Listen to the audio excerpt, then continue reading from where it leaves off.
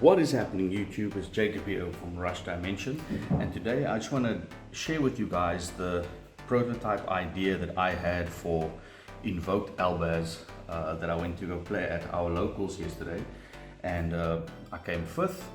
I had two losses. One was against Sky Strikers and one was against Yolanda and Tri-Brigades.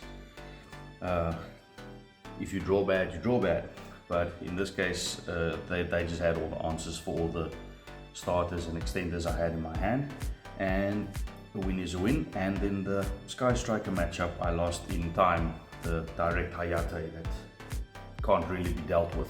So not to ramble too much, let's just get straight into this.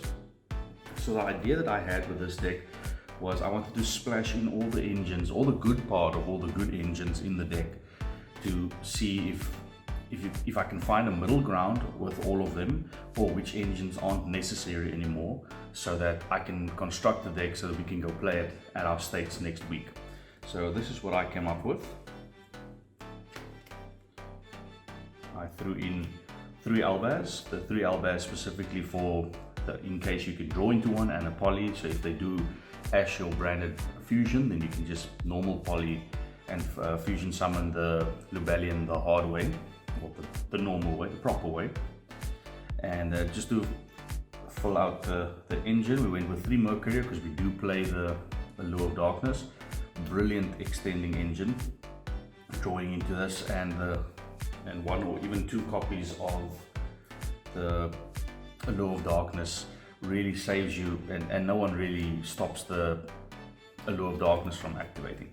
So this is pretty much the, let's call it the branded or Albaz package that I went with, and it worked brilliantly. I saw Pack use this and I tried it out, it was brilliant. Then I tried it out in this variant of the deck and still worked like a bomb. I do feel that I will still cut maybe 1 form of Albaz. Deck size was 45, and I feel that if the deck size was slightly less, I might have been able to see more side cards. So if you need to cut something from here, 1 form of Albaz as normal, or as per normal. Otherwise running 3 was fine. I didn't see it as often as to complain about. When I did see it, my branded fusion was Ash, and I could fuse with it from my hand, so it's not bad playing it at 3 at all.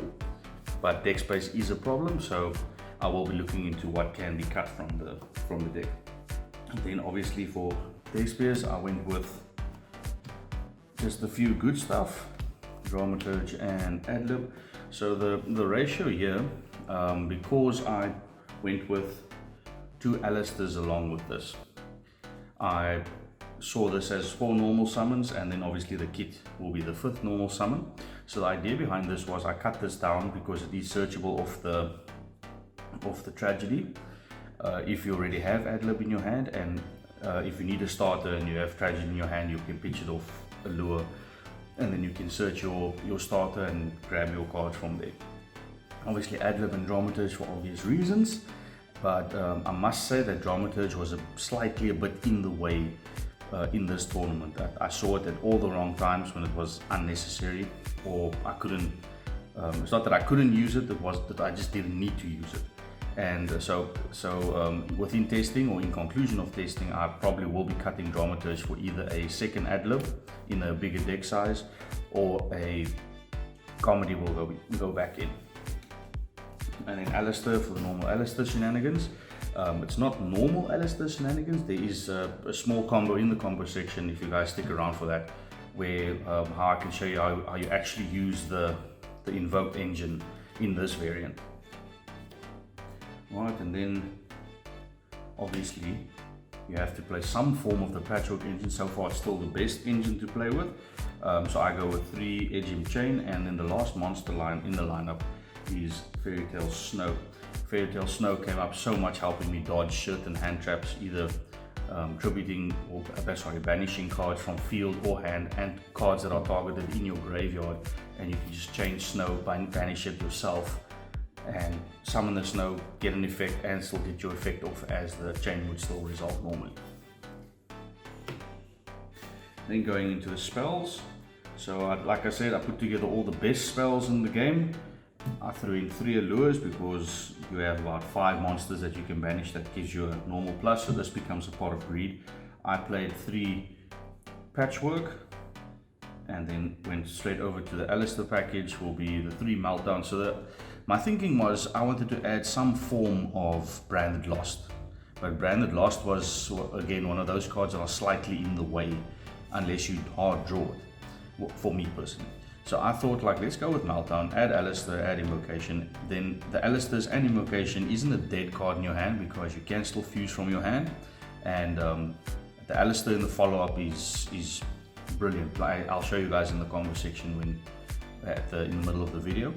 I just wanted the meltdown because meltdown going second is awesome protecting your plays, and also meltdown when you have branded in red also comes in clutch a lot of the times if they do not negate the summon or the activation of the spell and your chains go off, then there's no response, and that was kind of the idea that I was going with, specifically with the meltdowns in there. Also, what you can do is you can cut 1 Aleister to make this engine smaller, because that was all that I wanted it to be. I just want to play meltdown, but I couldn't just play meltdown on its own. And patchwork at 3 and allure at 3. This part just makes it easier to side. So if you need a lot more cards, typically I would be siding in 6 cards and then side back out 3, knowing the matchup that you are in. Then all these maxed out engines help you side a lot easier in like a 45 card deck. And then for the next ones is the branded card. So you have to play 3 branded opening, because if you see this with Edge Imp or Tragedy, then it's more pluses to your board basically. And if you do this in draw phase, you're still playing around draw, you're still playing around Veilers, which is pretty good. And you obviously bait the Imperm so that they don't use it on your Rebellion, but I do have a combo where if they do use Imperm or Veiler on Rebellion, then there is still something that you can do, which is pretty good. Branded Fusion can't play less than 3. Vert isn't in the format anymore. And then we're going with 3 Super Poly as your only go second card. The thinking was with this deck is that there's so much gas in the deck that even if they do hand trap certain spots, you can still put up a form of a board, which is pretty annoying. And also Super Poly helps you either play around stuff or just set this and use it in your opponent's turn. Most of the format is dark or light so far, except Flanderies, but we have a side deck for that. And otherwise Super Poly was really good. I saw this at all the right times. You can side this out. Just bear in mind, sorry, that this I only got the Dimension Force cards like later the same evening, so I didn't include it in the deck, and the next profile will be an update including with all the Dimension Force cards. I managed to pull the fusion and managed to grab myself one of the branded managements. And then just to close off the spells, we did play the 2 normal polymerization because turboing into Chimera was still brilliant, and unfortunately didn't see enough Sword Souls to abuse the card. Branded red for normal reasons that is required in the deck. I would prefer playing this at 3 because it is kind of better now to draw into this. Or in the next, let's say with the updated profile, drawing into this will be a lot better now than it was previously. And we did play the 1 invocation, like I said in the combo section. There is a way we can abuse Aleister that does not include a fusion summon essentially. And then just the 1 call by, because I didn't see this once last night, and I actually thought at some point I might cut this, but you need some form of protection, so I'm just going to keep this in for now. And that is it for the spells. Let's go into the extra deck. So the extra deck was pretty linear for what the deck looks like or should look like. Only difference is I went with 1 Lubellion, because it's okay if they stop this now with the small Aleister package. It never got stopped, which is weird, but it's always resolved. You shuffle it back and you can reuse it, so that was the thinking behind it. I normally play 2 in case they find a way to work around this and move this off the field and I can't use it, but so far it's been fine. I play the 1 Brigand, the Glory Dragon, as an alternative to send off the Mirror Jade if you already drew into a branded red. And then from there, we play the honorary Despia monster, which is Guardian Chimera. I will keep playing 2 of these until something happens further down the line that is better than this card. This card came up so much. I cracked boards completely, playing one in your opponent's turn, playing the second one in your turn. There's just so much disadvantage for them during the pops, and the advantage you draw into, especially if you draw into the hand traps that you sided in, or the in-deck hand trap that you would in Tri-Brigade Mercury. And of course you have to play, for now, still 2 Masquerade Dragons. I didn't summon this card once, which was extremely weird. It felt weird. It felt like I could have added something else in its place, and even that wouldn't have been summoned. So these are for now 2 flex spots. The main reason I kept this in was because there is still one Flanderies player in our locals, and I unfortunately didn't face him, but I mean I was ready for it. And this going first against him is the typical board that you're trying to establish. And obviously you have to play 1 Quarities, and if you do play super polymerization, I recommend you still play Priskinian, because this helps you. This helped me against the Phantom Knight player. I managed to move his Dagda and his Rusty off the field, and I summoned this, and then his Scythe Block happened, which was fine. I still had this on the field. I could have applied still a lot of pressure. I baited out about 4 cards just through this, which was great. And then just to round things off, the invocation department, we have 1 Macabre and the 1 Aguidis. Macabre never came up, but there was a reason for this. Aguidis came up quite a few times, and this is actually something that you can end on. If you, let's quote unquote brick, then you can end on Aguidis and maybe Mirror Jade, depending on what else was in your hand. Then you can at least disrupt your opponent through this, and this can float back off, well, any of your fusions can float back off Adlib, which is pretty cool. And I didn't use Macabre once, so you can actually cut this, but I kept this in for the sole purpose of, should your opponent Veiler or Imperm on Lubellion and you have Aleister on the field, you can then use your invocation to fuse Lubellion and Aleister, and you can make a Macabre, and then you can at least continue from there. It will be illustrated in the combo section, so stick around for that. And the last card was Draco's Tupilia.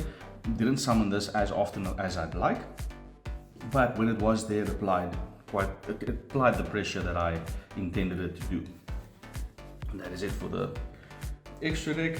Going into the side deck, I think it was pretty much the same as the last video that I did. Was the DD Crow for the Mirror Match, and Sky Strikers, Token Collector for any Brave variant decks, start decks, and bad players.